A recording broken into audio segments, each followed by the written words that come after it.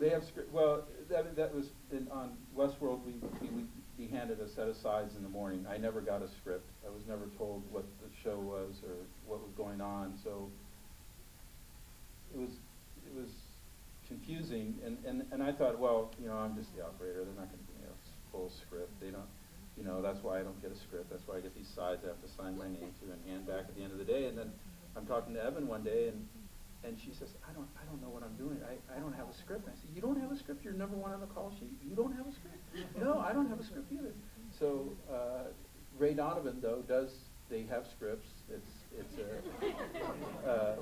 We know what's going on, and as an operator and as a VP, you can get into what you're trying to achieve with each shot and what the story is and where you're going with why you're putting the camera in one place. Yeah, everybody gets scripts, and I think that's really important. And I think my understanding is that Westworld this year is going to try and do it Game of Thrones style, where you don't start shooting until you have all 10 scripts.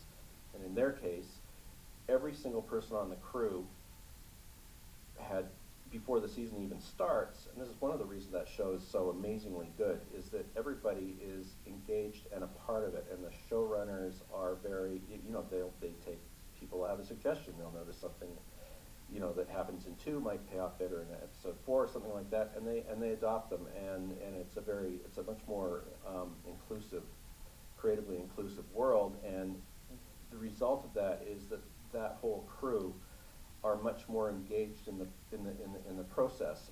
I think we on Ray Donovan we land somewhere in between. Everybody does get the scripts and the story. We know where it's headed.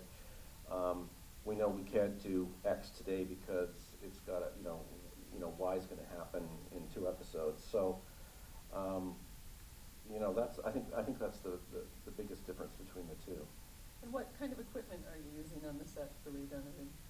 Cameras and... We're shooting with Alexas, classics, which look great. Cooke lenses. I try and keep it extremely simple. I like the discipline of shooting with prime lenses and not slapping a zoom on.